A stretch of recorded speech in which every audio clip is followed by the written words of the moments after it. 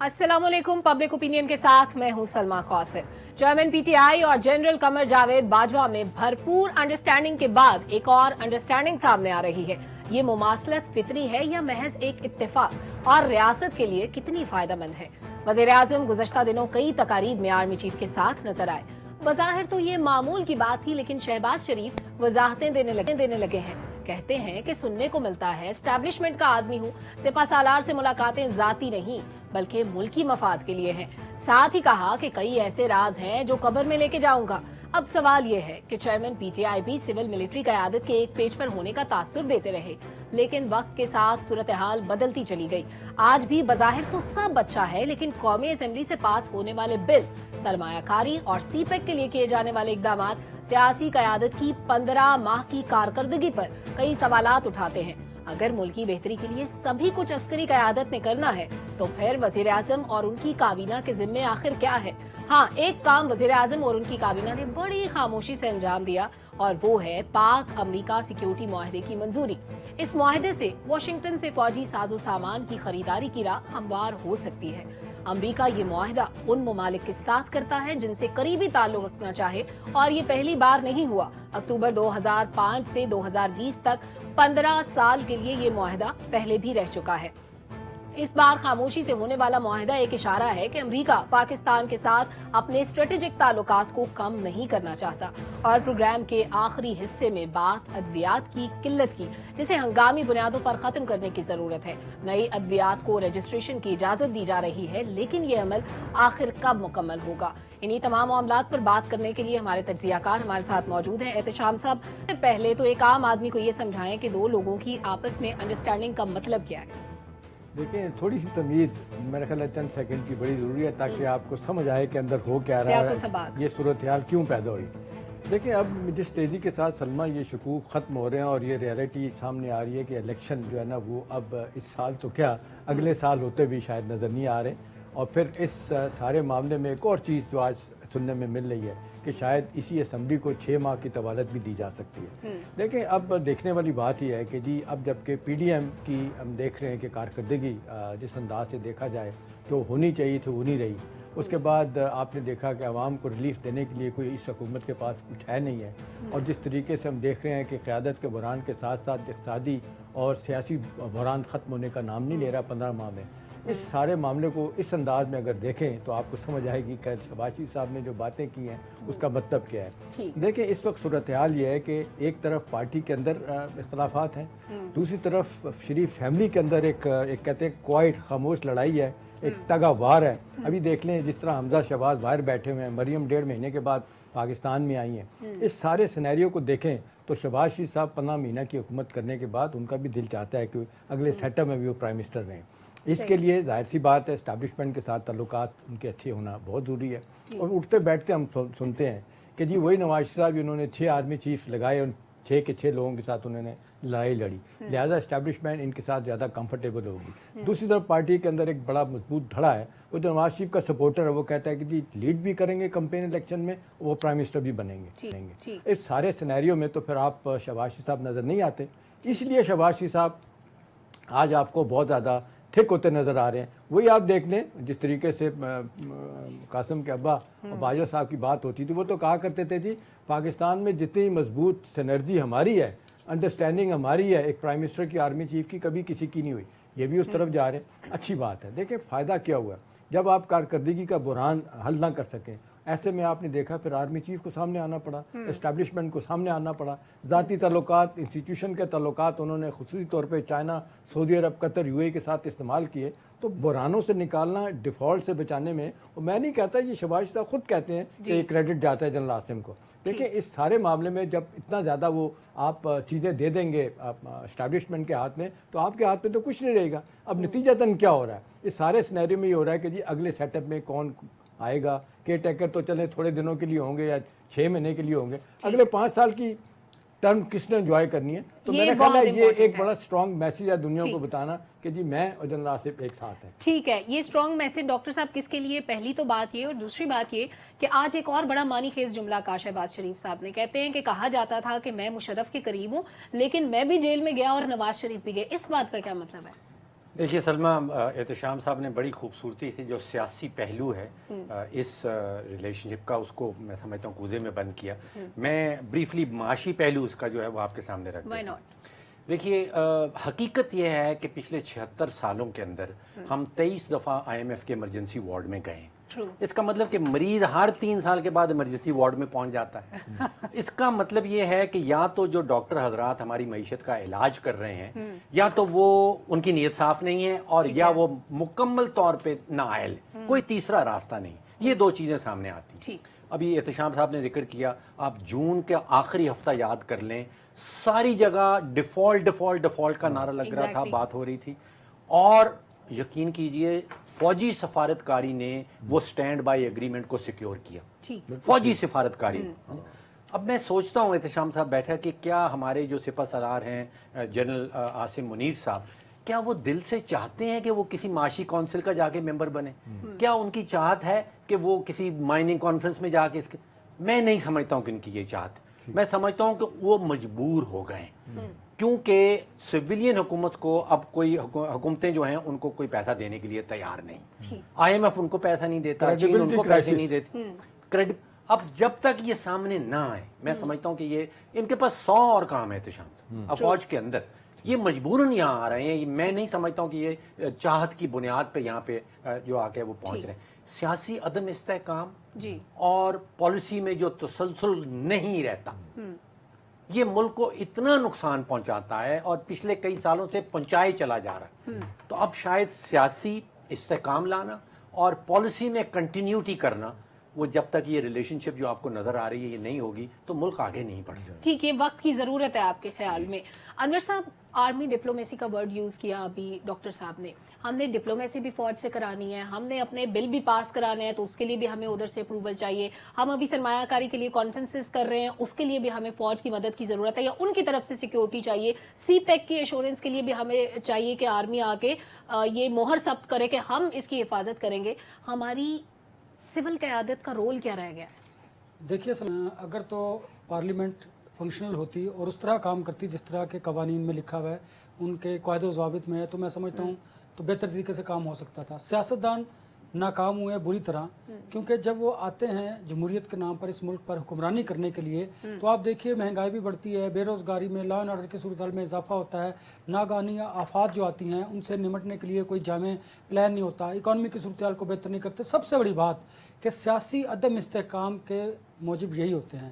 تو اس ساری صورتحال میں میں ہمیشہ کہتا ہوں کہ جب آپ فوج کو زلزلے کے لیے، سیلاب کے لیے، سیکیورٹی کے لیے، سیاسی استحکام لانے کے لیے، اکانومی کے لیے، کراچی کے نالے صاف کروانے کے لیے لاتے ہیں، تو دیکھیے یہ بات کڑوی ضرور لگے گی، لیکن پھر آپ کو ان کے ساتھ بیٹھ کر پولیٹیکل استحکام لانے کے لیے بھی بات کرنی چاہیے. دیکھیے فوج ہماری ہے نا، آپ ان سے بات کیجیے. میں سمجھتا ہوں کہ ہمارے درمیان، ہمارے سے مراد سیاستدانوں اور فوج کے درمیان جو گیپ ہے اس گیپ کو اب ختم کرنے کی ضرورت ہے. وہ کیسے ختم ہوگا؟ جب آپ نیشنل ایشوز پر، قومی ایشوز پر ان کے ساتھ بیٹھتے ہیں تو پھر سیاسی ایشوز پر بھی ان کے ساتھ بیٹھیے، بات ضرور کیجیے، آپ ان سے بات کیجیے. دیکھیے جب کمیونیکیشن گیپ ختم ہوگا تو پھر آپ کو ان کی بہت ساری اچھی چیزوں کو آپ اڈاپٹ بھی کر سکتے ہیں، جو کہ بامر مجبوری آپ ان کی بری چیزوں کو بھی آپ کو بزور بازو وہ اڈاپٹ کرنی پڑتی ہے نا. تو پھر آپ ان کے ساتھ بیٹھیے. اب اس وقت یہ حالات اور وقت کا تقاضا ہے، ملک کے لیے ضروری ہے کہ واقعی حقیقی معنوں میں جو ایک بات زبان زد عام ہوتی ہے کہ فوج اور سیاستدان یا حکمران وزیر اعظم اس وقت کے ایک پیج پر ہے، اب حقیقی معنوں میں انہیں ایک پیج پر آنا ہوگا، تبھی آپ کا ملک ترقی کرے گا، لا اینڈ آرڈر کی جو سچویشن ہے وہ بہتر ہوگی، سیاسی استحکام آئے گا، معاشی استحکام آئے گا اور آپ کا ملک ترقی کی طرف بڑھ سکے گا. ٹھیک ہے، آپ کا بھی یہی پوائنٹ آف ویو ہے کہ یہ بڑا ضروری ہے ایک پیج پہ ہونا. ذوالفقار صاحب، چیئرمین پی ٹی آئی ہمیشہ یہ تاثر دیا کرتے تھے شروع میں کہ وہ اور عسکری قیادت ایک پیج پہ ہیں، پھر معاملات بدلتے چلے گئے، حالات خراب ہوتے چلے گئے. ابھی صورتحال جو واضح ہوتی نظر آتی ہے اس میں تو یہی ہے کہ ہمارے سیاستدانوں کی حیثیت سیریمونیل سی ہے اور سارے فیصلے وہیں سے ہوتے ہیں، اسٹیبلشمنٹ کے بہاف پہ ہوتے ہیں، جو ڈیسائیڈ کرتی ہے اسٹیبلشمنٹ کرتی ہے. اور ایسے میں ہم ایکسپیکٹ کر رہے ہیں کہ الیکشن بھی ہوگا، وقت پہ ہوگا اور نئی مردم شماری پہ ہوگا. کیا یہ ممکن ہے؟ سلمہ، یہ انڈرسٹوڈ ہے اور اس پہ میں حیران ہوں کہ پاکستان میں بات کیوں ہوتی ہے، اور اس کی ایک وجہ بھی ہے، وہ بھی میں بیان کرتا ہوں کہ کیوں بات ہوتی ہے. کہ کیا آرمی لیڈرشپ اور پولیٹیکل لیڈرشپ سیم پیج پہ ہیں یا نہیں. کیا یہ طے شدہ نہیں ہے ہمارے آئین کے اندر کہ سیم پیج پہ ہونا چاہیے؟ اور کیا پوری دنیا کے اندر ایسا نہیں ہوتا؟ پاکستان کے اندر ایشو صرف یہ ہے کہ کبھی کبھی یہ جو سیم پیج والا معاملہ ہے وہ پیج پھٹ بھی جاتا ہے، تو اس لیے دھڑکا لگا رہتا ہے لوگوں کو کہ پتہ نہیں یہ کیا ہوگا، کیسے ہوگا، تو پھر وہ ان کو یقین دلانا پڑتا ہے کہ نہیں ہم سیم پیج پہ ہیں. تو میں سمجھتا ہوں کہ آپ کو ملک اگر چلانا ہے، نظام کو چلانا ہے، ملک کو آگے لے کے جانا ہے، تو پھر سیم پیج پہ آپ کو ہونا ہے. لیکن یہاں پہ روایت رہی ہے، جس طرح شیخ رشید صاحب بہت سارے لوگوں کے بارے میں کہتے رہے کہ کوئی ڈگی میں بند ہو کے گیٹ نمبر 4 کے اندر گیا، کوئی لیٹ کے گیا گاڑی میں، کوئی پتہ نہیں. لیکن اگر آپ غیر جانبدار بات کریں تو موسٹلی ہر شخص ہی اللہ کے فضل سے کوئی ڈگی میں لیٹ کے گیا ہے، لیکن گیا گیٹ نمبر 4 پہ ہی ہے. جانا ادھر ہی پڑتا ہے. اب دیکھنا یہ ہے کہ جب لیڈرشپ پولیٹیکل لیڈرشپ انیشیٹو نہیں لے گی، آپ مجھے بتائیں کہ اگر پولیٹیکل لیڈرشپ نے ایگریکلچر کا جو ریفارمز کی بات ہو رہی ہے، جو ایگریکلچر بیسڈ ہماری اکانومی ہے اس کو ٹھیک کرنے کی بات ہو رہی ہے، اگر کیا ہوتا تو آرمی چیف کو اس پہ انٹروین کرنے کی کیا ضرورت تھی؟ اگر مائنر منرلز کو ٹرانسپیرنٹ طریقے سے پولیٹیکل لیڈرشپ لے کے چل رہی ہوتی تو آج آرمی چیف کو اس کے لیے اپنی ٹیم بنا کے اس کے پیچھے لگنے کی کیا ضرورت تھی؟ اسی طرح بہت سے اور ایشوز ہیں. خارجہ امور کی آپ بات کر رہے ہیں، باہر سے انویسٹمنٹ لانے کی بات کر رہے ہیں. اگر آپ کی کریڈیبلٹی ہوتی تو پھر ان کو کیا ضرورت تھی؟ ضرورت اس وقت پڑتی ہے جب آپ کی کریڈیبلٹی زیرو ہو جائے، لوگ آپ پہ یقین نہ کریں، تو پھر ایک ایسے گھر کے بڑے کو جانا پڑتا ہے، اس کو جا کے یقین دلانا پڑتا ہے کہ کوئی ایشو نہیں، ہم موجود ہیں، ہم اس کو فلفل کریں گے. اگر کوئی کل کو پرابلم ہو گیا تو ہم انشاءاللہ حاضر ہیں، تو پھر لوگ یقین کرتے ہیں. تو بیسیکلی آپ کے سسٹم کے اندر بدقسمتی سے یہ دھکا سٹارٹ سسٹم ہو گیا. اب اس کے لیے جو روٹین میں ایک ڈھاکزم چل رہا تھا، اب اس کے لیے بہت زیادہ زور لگا کے چیزوں کو آگے لے جانا پڑتا ہے. بالکل ٹھیک ہے. ذوالفقار صاحب، آپ کے جواب نے میرے لیے ایک اور سوال چھوڑ دیا کہ گھر کے بڑے کو اگر جانا پڑتا ہے تو یہ بھی ڈیفائن ہونا ضروری ہے کہ گھر کا بڑا آخر ہے کون. ایک بریک لیتے ہیں، واپس آتے ہیں، ڈسکشن کنٹینیو کرتے ہیں. ہمارے ساتھ رہیے. ویلکم بیک ناظرین. الیکشن کی امیدیں لیے بیٹھا ہے ہر پاکستانی، اور تمام سیاستدان بھی الیکشن تو چاہتے ہیں، لیکن کوئی وقت پہ چاہتا ہے، کوئی وقت کے بعد چاہتا ہے، اور شاید کچھ لوگ وقت سے پہلے بھی چاہتے ہیں. 2 صوبوں میں تو ہوئے نہیں ہے. تو شام صاحب، اگر الیکشن ہونے ہیں، نواز شریف شہباز شریف دونوں بھائی اس وقت تو لگتا ہے کہ دونوں اقتدار کی جنگ میں ہیں. الیکشن میں کامیابی حاصل کرنے کے لیے، اسٹیبلشمنٹ کا فیوریٹ رہنے کے لیے ان دونوں بھائیوں کا سیم پیج پہ رہنا کتنا ضروری ہے؟ اور پھر جیسے مولانا فضل الرحمان ناراض نظر آتے ہیں، تو یہ آپسی اختلافات جو ان پارٹیز کے گروپس کی شکل میں، ان کا دور ہونا کتنا ضروری ہے؟ اچھا سوال ہے آپ کا. دیکھیں، اس وقت جو سیاسی بحران ہے جو ختم ہونے کا نام نہیں لے رہا، اور اس کی آڑ چاہے آپ مردم شماری کو کہیں، اس کے بعد الیکشن آ جائے گا، پھر کارکردگی کا سوال آ جائے گا. ان ساری چیزوں کو آپ دیکھیں تو پی ڈی ایم کی جماعتوں میں جہاں مشکلات ان کو ہیں، 13 جماعتوں کو، سب سے زیادہ جو تھک سوپ میں ہے وہ پی ایم ایل این ہے، پاکستان مسلم لیگ نون، نواز لیگ. اس کی وجہ یہ ہے کہ سارے لوگ آج بھی دیکھ لیں، آج پیپلز پارٹی کہہ رہی ہے جلدی الیکشن ہو، انہیں پتہ ہے کہ ہمیں کسی نے کچھ نہیں کہنا. ساری وزارتیں، commerce ministry P M L N کے پاس تھی، فائنانس منسٹری ان کے پاس تھی، انرجی کا وزیر ان کا تھا، ان کے پاس تو کلائمیٹ چینج والی معصوم سی وزارت تھی.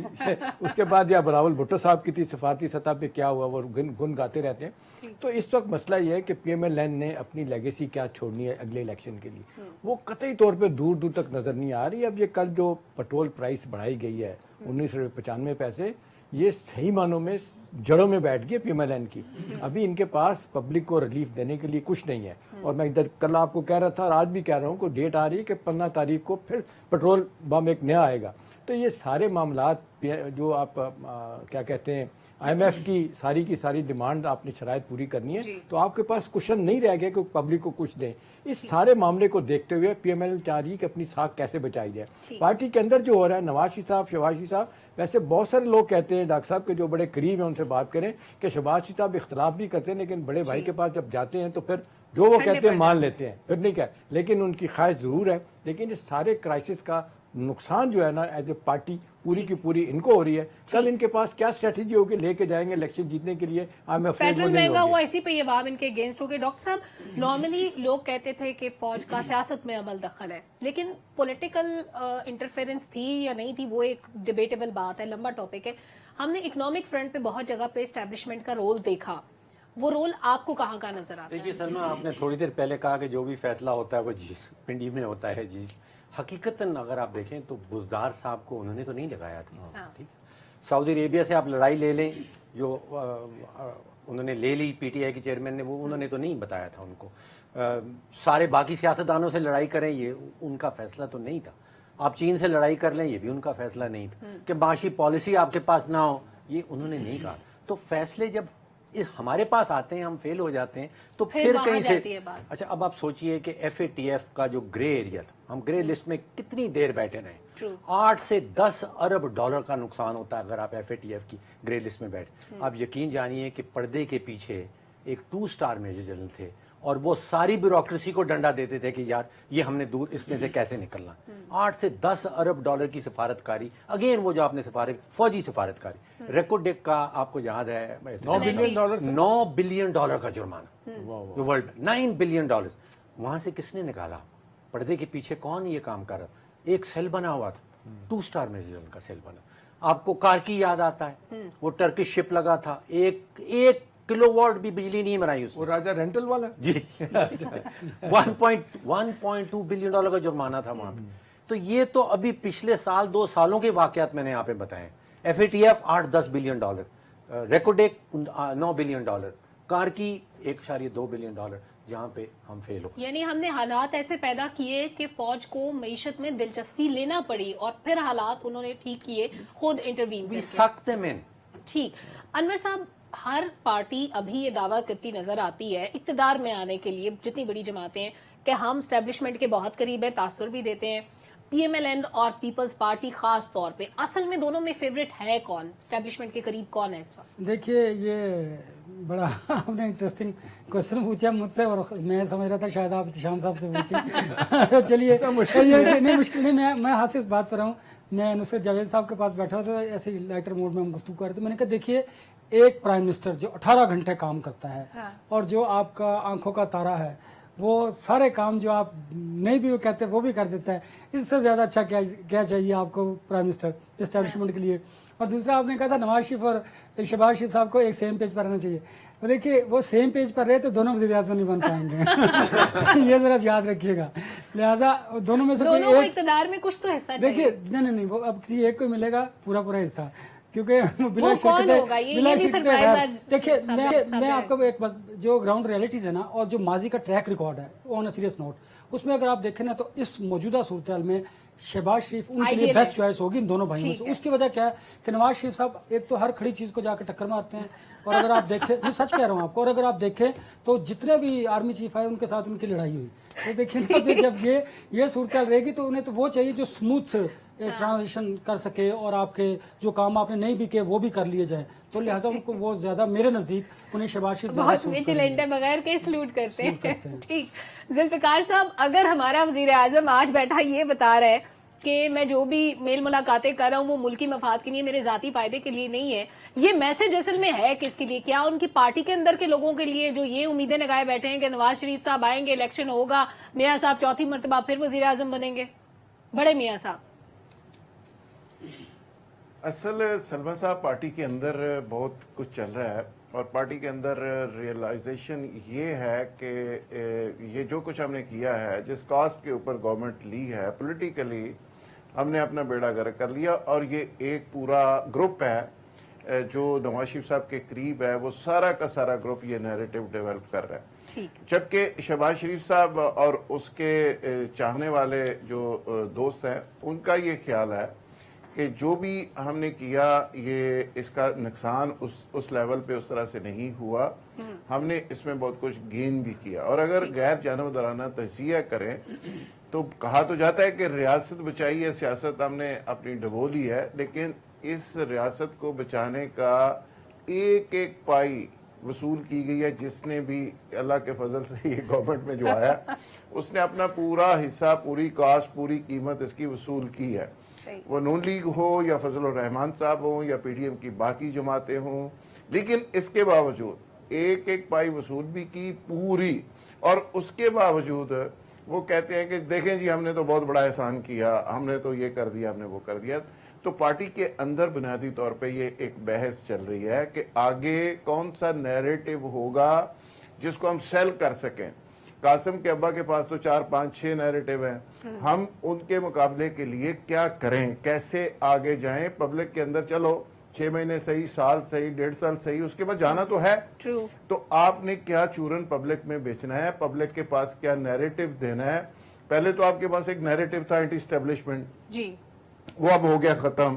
پھر آپ نے کوشش کی کہ چلو گڈ گورننس کا ایک کوئی صورت بن جائے اور گورنمنٹ لے لیں اور اس کو ہم سیل کر لیں گے, وہ بھی نہیں ہوا. تو اب مجھے لگتا ہے کہ تیسرا کوئی نیریٹو بنانے کی کوشش چل رہی, اور وہ نیریٹو ابھی تک سامنے آیا نہیں ہے. احتشام صاحب, ویسے ابھی تک ہم وزیر اعظم کے میسج کو ڈی کوڈ کرنے کی کوشش کر رہے تھے کہ انہوں نے کس کو کیا میسج دینے کی کوشش کی ہے, لیکن ابھی آپ نے دیکھا 2-3 دن پہلے چینی نائب وزیر اعظم پاکستان آئے ہوئے تھے, ان کے جانے کے بعد بڑی خاموشی سے ایک بل پاس ہوتا ہے, ایک ایگریمنٹ ہوتا ہے, اس کے بارے میں کوئی اناؤنسمنٹ نہیں ہوتی پاکستان میں یا امریکہ میں, لیکن ڈاکٹر صاحب بتا رہے تھے کہ انڈیا وغیرہ میں اس کو اناؤنس کیا گیا ہے. اس کو اناؤنس نہ کرنے کی وجہ کیا تھی؟ کیا چائنا کے ساتھ ہمارے تعلقات پہ اس کا اثر پڑے گا جو پاکستان اور امریکہ کا سیکیورٹی معاہدہ ہوا ہے؟ دیکھیں جو صورتحال اس وقت ہمیں پیش ہے اس میں سلمہ ایک بات سمجھنے والی ہے کہ کولڈ وار کا پیریڈ ختم ہوا, اس کے بعد افغان وار کا پیریڈ ختم ہو گیا, امریکن انٹرسٹ جس طریقے سے بظاہر ختم ہوئے وہاں سے چلے گئے, لیکن بہرحال اس ریجن میں, مڈل ایسٹ میں, ساؤتھ ایشیا میں, سینٹرل ایشیا میں ان کے بڑے پرفاؤنڈ انٹرسٹ ہیں اس وقت بھی. لہٰذا وہ کئی حوالوں سے وہ جب دیکھتے ہیں کہ ہندوستان کو سپورٹ کرنی ہوتی ہے تو آؤٹ آف دی وے جا کے مودی کو وہاں پہ پیغام دے دیتے ہیں, ان کے ساتھ جوائنٹ کمیونیک میں وہ کہہ دیتے ہیں کہ جی پاکستان جو ہے نا وہ دہشت گردی کروا رہا ہے ہندوستان میں, پھر ہماری طرف سے سخت بیان آتا ہے. لیکن امریکہ کو کبھی کبھی بیلنس کرنا پڑتا ہے, تو پھر وہ امریکہ پاکستان کی طرف آتا ہے جب مودی اور ان کی پارٹی جو ہے نا وہ بہت زیادہ رشیا کے ساتھ تعلقات کو لے جائے آگے. یوکرین کے معاملے میں وہ جب اپنا ساتھ کھڑا ہونا ہو تو وہ واک آؤٹ کر جاتے ہیں یا پارٹیسپیٹ نہیں کرتے اس ووٹنگ میں جو یونائٹڈ نیشن میں ہو رہی ہوتی ہے. تو ان کے بھی اپنے اہداف ہیں کہ کس طریقے سے ہندوستان کو سیدھا رکھنا ہے. تو میرا خیال ہے ایک بات سمجھنے والی ہے کہ جب سے امریکہ افغانستان سے گیا ہے, یہ افغان گورنمنٹ آنے کے بعد صرف کوآپریشن ڈاکٹر صاحب ہو رہا تھا کاؤنٹر ٹیررزم پہ, اس کے علاوہ کہتے تھے آپ کی ہمیں کوئی ضرورت نہیں. لیکن جو اچھی بات ہے جو یہ ہے کہ اب وہ کہہ رہے ہیں ہم انرجی میں بھی کوآپریٹ کرنے کے لیے تیار ہیں, ہیلتھ میں بھی آ رہے ہیں, ایجوکیشن میں بھی آ رہے ہیں, اور آپ کی اقتصادی حالت کو بہتر کرنے کے حوالے سے وہ کہتے ہیں کہ جی کہاں ہم آپ کو اور ایکسپورٹ کے لیے فیسلٹی دے سکتے ہیں. ابھی بھی 45% ہماری ایکسپورٹ دیکھی جائے انور آزاد تو وہ امریکہ اور اس کی ہے یورپین یونین کی.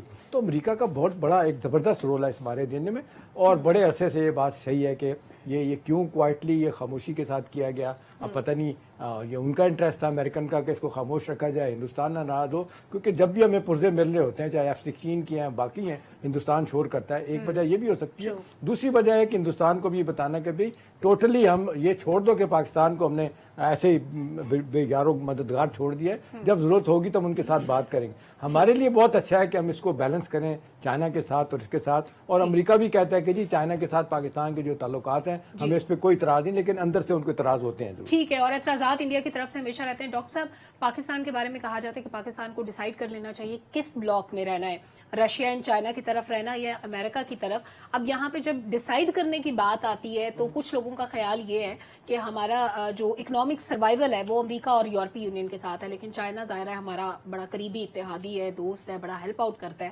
تو بیسیکلی ہمارا ڈیسیجن ہونا کیا چاہیے؟ ہم بیلنس نہیں کر پا رہے بڑے عرصے سے. میرا تو خیال ہے سلمہ ہم بڑے عرصے سے بڑا اچھا بیلنس کر پا رہے ہیں. چین کے ساتھ بھی دوستی رکھی ہے, امریکہ کے ساتھ بھی دوستی رکھی ہے.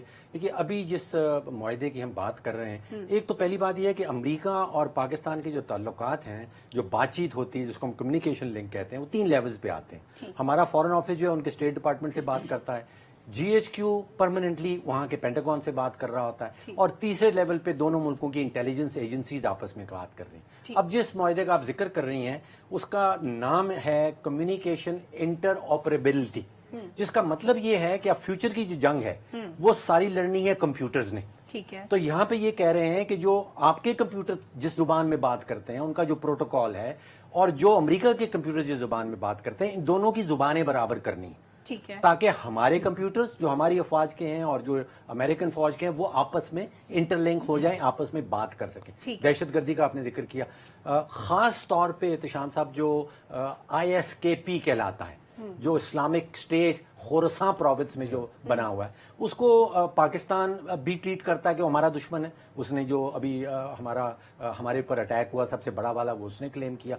और अमेरिका भी कहता है, जिसको वो कहते हैं ट्रांसनेशनल, कि वो सिर्फ अफगान तालिबान ने उनको अपना दुश्मन समझते हैं। अफगान।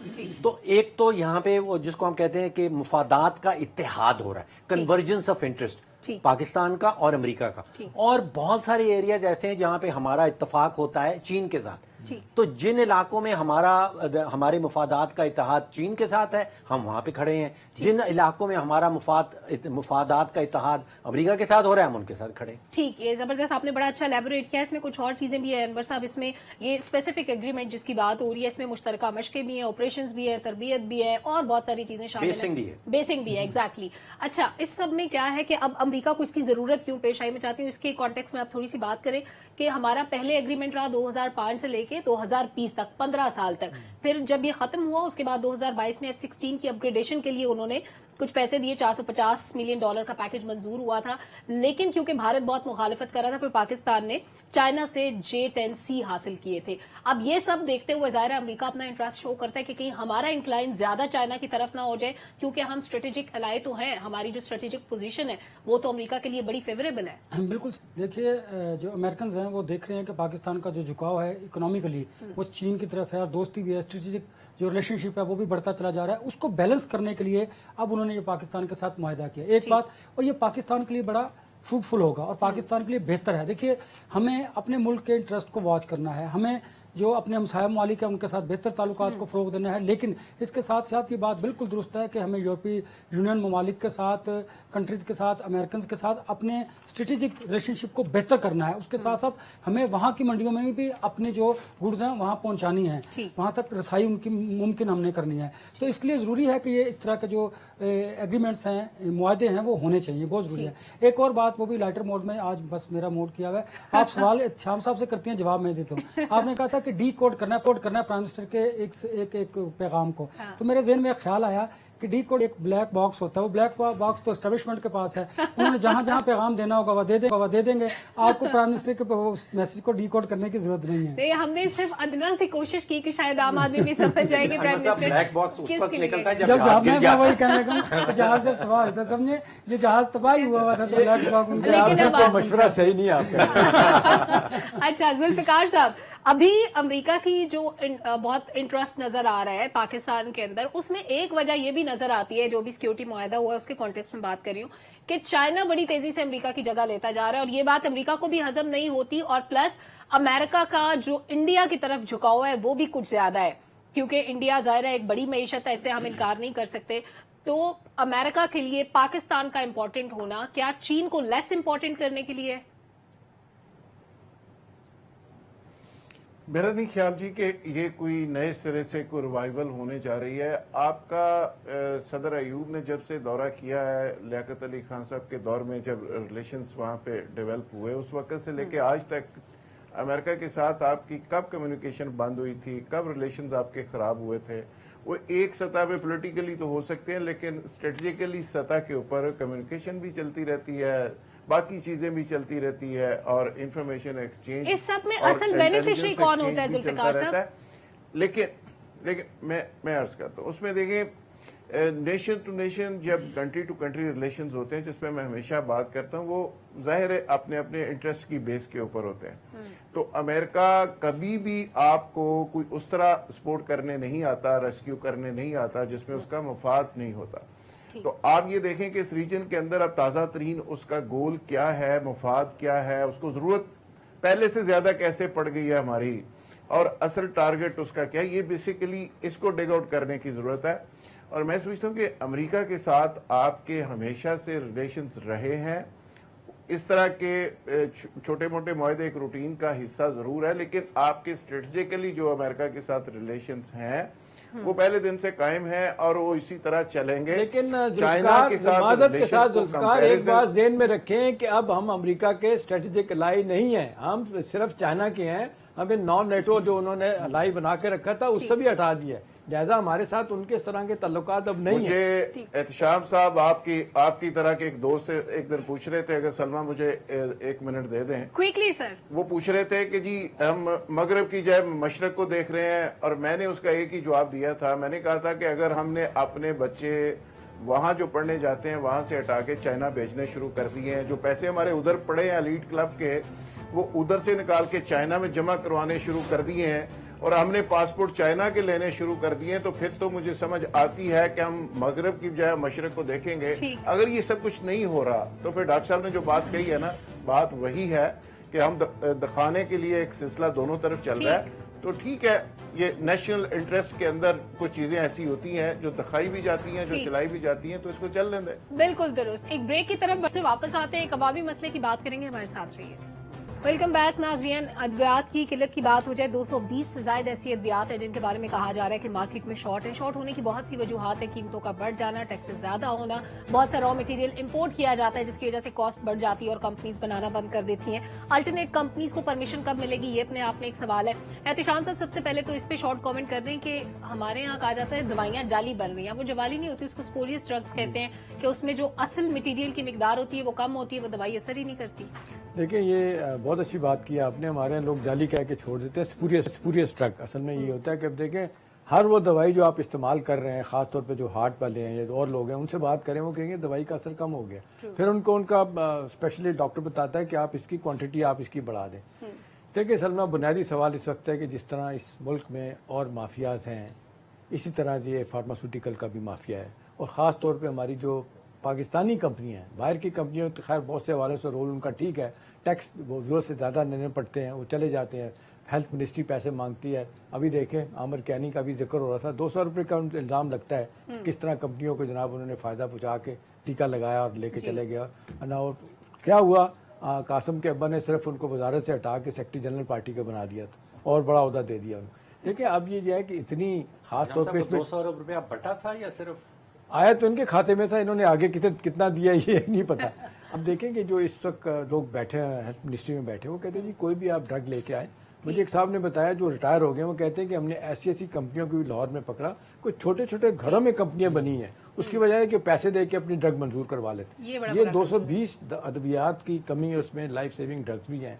मेरा ख्याल है ये हुकूमत को समझना चाहिए कि भी एक तो दवाइयाँ इतनी महंगी हैं, फिर दवाइयों को ना मिलना ये एक अलग अलमिया है। ये बहुत बड़ा सवाल है। डॉक्टर साहब, बहुत सी अद्वियात जैसे कैंसर की अद्वियात हो गई, स्टंट्स नहीं मिल रहे थे, बहुत सारी ऐसी चीजें, स्टंट भी जाली आ रहे हैं। देखो, स्टंट भी जाली आ रहे थे। 775 ऐसी कंपनियां जो पाकिस्तान में काम कर रही हैं, 99% नीड्स को वो मीट करती हैं, लेकिन जो मटेरियल हम इंपोर्ट कर रहे हैं, एक तो वो महंगा है, बहुत सी कंपनियां पाकिस्तान से भाग गई हैं। अब आम बंदे को दवाई भी ना मिले, अगर मिले तो महंगी मिले, वो क्या करे? सलमा, मामला ये छोटे छोटे मामले हैं। असल मामला ये है कि ड्रग रेगुलेटरी अथॉरिटी जो है उसने सारी इंडस्ट्री का बेड़ा गर्क कर दिया।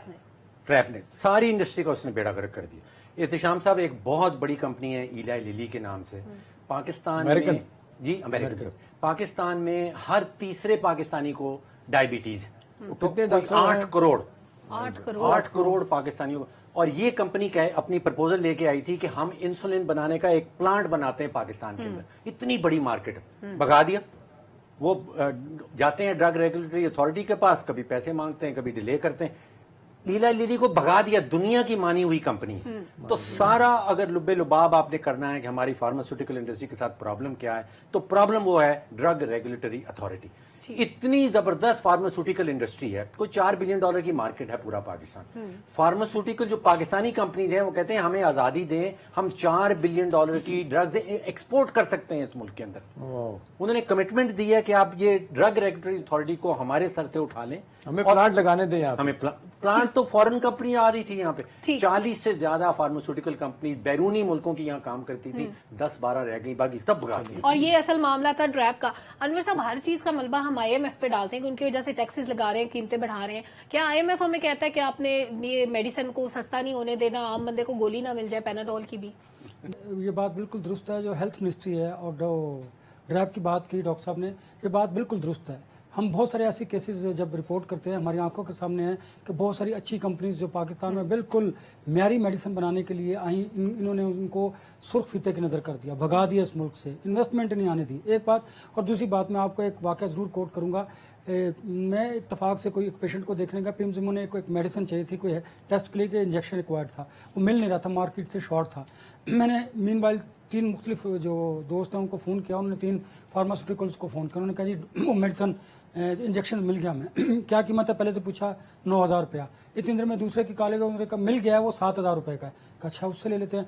तीसरे ने कॉल की, नहीं ये बिल्कुल पिम्स के करीब है, 5,000 रुपये का। अब आप अंदाज़ा लगाइए इस्लामाबाद में इतनी सी फैसिलिटी में 7,000 और 5,000 एक मेडिसिन है, फार्मूला एक है, लूटा जा रहा है। मैं जल्दी से जुल्फिकार साहब को कमेंट ले लूं, 1 मिनट रहेगा। जुल्फिकार साहब क्या करें, वजारत सेहत कहाँ नजर आती है?